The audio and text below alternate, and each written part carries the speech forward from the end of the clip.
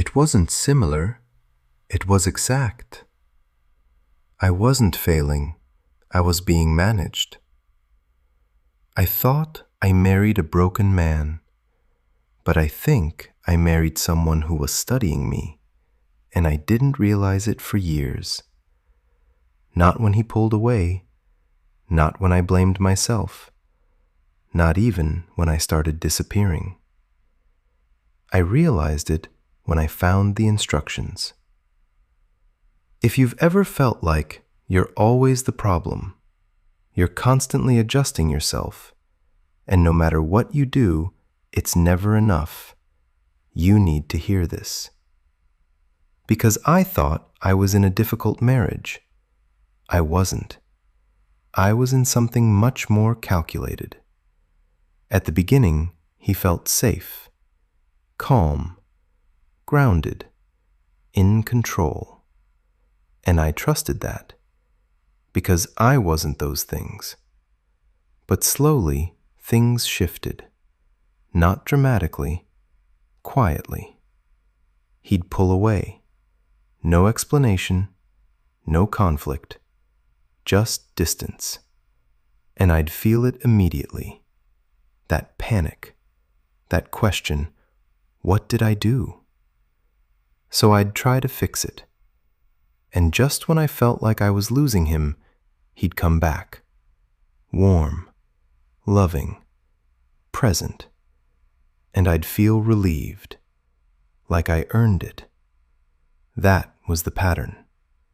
Distance to anxiety, to effort, to reward. Over and over, for years. The rules kept changing. That's what broke me. If I showed emotion, I pushed him away. If I held it in, I was distant. If I needed him, I was too much. If I stepped back, I didn't care enough. There was no stable version of me that worked. So I kept adjusting. I got quieter, more careful, more manageable. I started watching myself the way he watched me, measuring everything. Tone, reactions, needs. And the worst part? It worked. The easier I became, the more peaceful things felt. But that peace came from me disappearing. A few months ago, something changed. I started talking to someone. Not romantically, just honestly. And for the first time, I wasn't too much. No corrections, no subtle blame, no shifting reality. And that's when something cracked. I started pushing back. Small things. That hurt me. That's not okay. I don't agree. And that's when he changed. Not worse, better. Too better. Suddenly, he knew exactly what to say. If I pulled away, he became affectionate. If I stood my ground, he became vulnerable. If I questioned him, I felt guilty. It was seamless, like he was adapting in real time. And for a moment, I thought, finally, we fixed it. Until one night, I saw something. A post from another man. He described something called dread game. I didn't know what it was, so I looked it up. And I wish I hadn't. Because it wasn't similar to my marriage. It was my marriage. Step by step. Create distance. Trigger insecurity. Reward compliance. Maintain control. Even the part about what happens when she starts resisting. Use sympathy. Confuse her. Give just enough to keep her attached. Everything. Everything matched. So I tested him. I said, "Hey, have you ever heard of dread game?" He didn't ask what it was, didn't look confused, didn't pause. He said no and immediately changed the subject. Too fast, too clean. And in that moment, everything clicked. You don't accidentally follow a playbook. You don't systematically break someone down and call it love. I spent years thinking I was failing as a wife, but I wasn't failing. I was being managed. And once you see that, you can't unsee it. Right now, I'm making a decision that's going to change everything. But before I do, there's something I haven't told you yet. Something that made this even worse than I thought. Part 2 is where everything falls apart. Part 2. I wish it stopped at manipulation. It didn't. I thought the worst part was realizing my husband was manipulating me. It wasn't. The worst part was realizing how long he'd been doing it, and how deep it actually went. After I found those instructions, I couldn't stop thinking. I started replaying everything, not emotionally, logically. And that's when things got disturbing. Because it wasn't just patterns, it was timing, precision, consistency. Like someone running the same system over and over until it worked. I started noticing things I had ignored for years. Every time I became more independent, he pulled away. Every time I focused on myself, he created distance. And every time I started to feel insecure, that's when he came back. Not randomly, perfectly timed. Like he needed me slightly off balance. Not broken, not gone. Just unstable enough to keep trying. And I hate admitting this, but it worked. Because when he came back, I didn't question him. I felt relieved. That relief was the hook. The hardest part wasn't seeing what he did. It was seeing what it did to me. I stopped trusting my own reactions.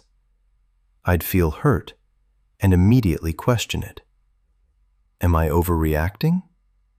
I'd feel distance and assume it was my fault. I'd need reassurance and talk myself out of asking.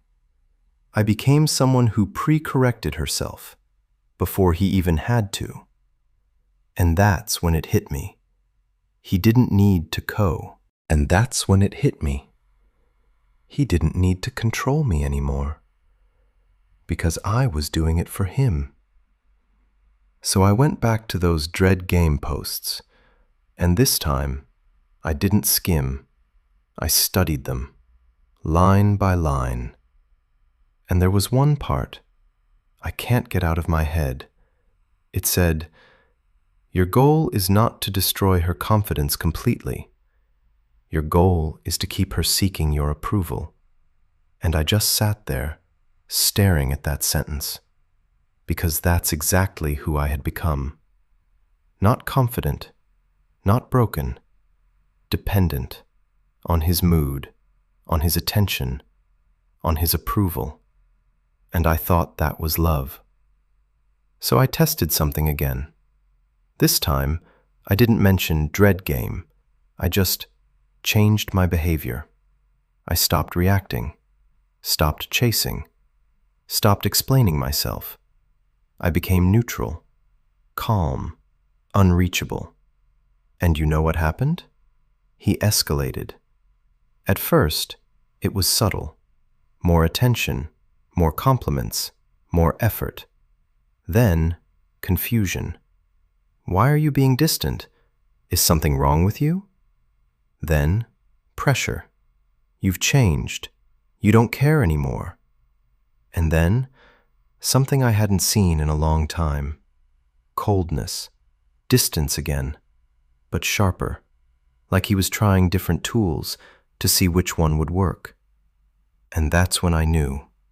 This wasn't emotional. This was strategic. Love doesn't adjust like that. Love doesn't test responses. Love doesn't escalate when it loses control. Systems do, and I was in one. But there's one thing I haven't told you yet, because I didn't realize it until a few days ago. I thought he learned this somewhere, online, forums, videos, but I was wrong. I found something, by accident, something that makes this so much worse than I thought. And I don't know if I'm ready to talk about it, but I will. I stopped trying to understand him and finally saw myself. I thought the worst part would be finding out the truth. It wasn't. The worst part was realizing how much of myself I lost while trying to survive it. After I saw that document, everything went quiet. Not around me, inside me. For years, my mind was always racing. What did I do? How do I fix this? What does he need from me? But suddenly, none of those questions mattered anymore, because I finally had an answer. It wasn't me. And once that clicked, something in me just stopped. I started noticing myself again. Not through his reactions, not through his moods, just myself. What I felt, what I needed, what I had been ignoring for years. And it hit me in the simplest way possible. I was exhausted. Not from the relationship, from managing it, from constantly adjusting, from thinking ahead, from shrinking. I wasn't living. I was maintaining. I used to think love meant staying, trying harder, understanding more. But now I see it differently. Love doesn't require you to disappear. Love doesn't feel like a test you can fail at any moment. And love definitely doesn't need a strategy to keep someone close. What I felt for years wasn't love. It was attachment mixed with anxiety, and I confused the two. I didn't confront him. I didn't show him what I found. Because for the first time, this wasn't about proving anything to him. It was about being honest with myself. And the truth was simple. I don't feel safe here. Not physically, emotionally. And once you say that out loud, even just to yourself, you can't go back to pretending. I stopped trying to figure him out. I stopped analyzing his behavior. I stopped asking, why is he like this?